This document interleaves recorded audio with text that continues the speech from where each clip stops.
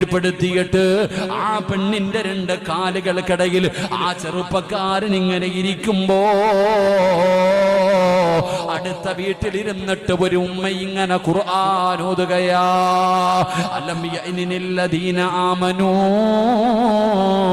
അൻ തഖശഅ ഖുലൂബുഹും ലിദിക്രില്ലാഹ്. പടച്ചവനെ, അടുത്ത വീട്ടിലിരുന്ന് ഒരു പ്രായം ചെന്ന ഉമ്മ ഇങ്ങനെ ഖുർആൻ ഓതുകയാണ്.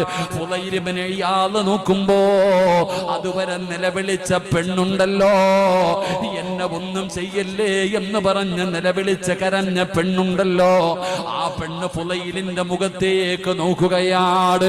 ആ പെണ്ണ് ഫുളൈലിന്റെ മുഖത്തേക്ക് നോക്കുകയാണ്. കണ്ണിങ്ങനെ നിറയുന്നുണ്ട്. ആ പാവപ്പെട്ട പെണ്ണിരുന്ന് കരയുന്നുണ്ട്. ഫുളൈല് ചോദിച്ചു, എന്തേ നീ കിടന്ന് നിലവിളിക്കാത്തത്? ഇത്രയും നേരം നിലവിളിച്ചല്ലോ, ഇത്രയും നേരം എന്നെ ചെയ്യല്ലേ എന്ന് കിടന്ന് കരഞ്ഞല്ലോ, എന്തേ പെണ്ണെ നീ എന്നെ ഇങ്ങനെ നോക്കുന്നത്? അപ്പോഴാണ് ആ പെണ്ണ് ചോദിക്കുന്ന, ഫുളൈലേ, അല്ല ചോദിക്കുന്നത് കേട്ടില്ലേടാ? ചോദിക്കുന്നത് കേട്ടില്ലേ?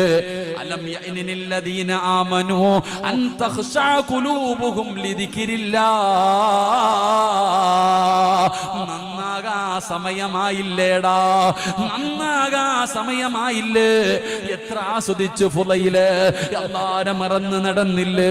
നിനക്ക് നന്നാകാ തോന്നുന്നില്ലേ? ആ ഒരായത്ത് കേട്ടപ്പോ ഫുളൈൽ ഇബ്നു ഇയാദ് എന്ന് പറയുന്ന ചെറുപ്പക്കാരൻ നിറകണ്ണുകളോടെ ഇറങ്ങി പോവുകയാണ്. പടച്ചവനെ, ആ ഫുളൈല് പിന്നെ ആരായി മാറിയെന്ന് ചരിത്രം പറയുകയാ. അതുകൊണ്ട് എന്റെ പ്രിയപ്പെട്ടവരോട് പറയുകയാണ്, അല്ലാഹുവിന്റെ ഖുർആൻ വെറുതെ ഓതിയാ പോരാ, നീ അതിന് കൊടുക്കേണ്ട സ്ഥാനം കൊടുക്കണേ, നീ അതിനെ ആദരിക്കണേ, നീ അതിനെ ബഹുമാനിക്കണേ.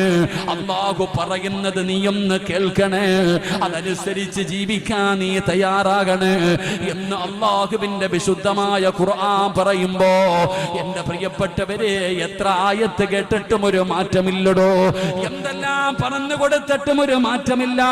ഈ സമുദായത്തിനെ പോലെ ഉപദേശം കേൾക്കുന്ന വേറെ ഒരു സമുദായം ലോകത്തില്ല.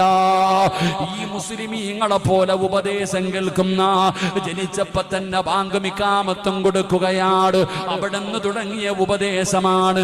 ഉമ്മ ഉപദേശിച്ചു, വാപ്പ ഉപദേശിച്ചു, കാരണവന്മാർ ഉപദേശിച്ചു.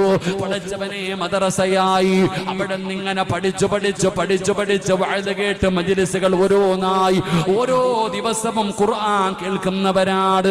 പക്ഷേ മാറ്റമില്ല, ഒരു മാറ്റവുമില്ല. പ്രായം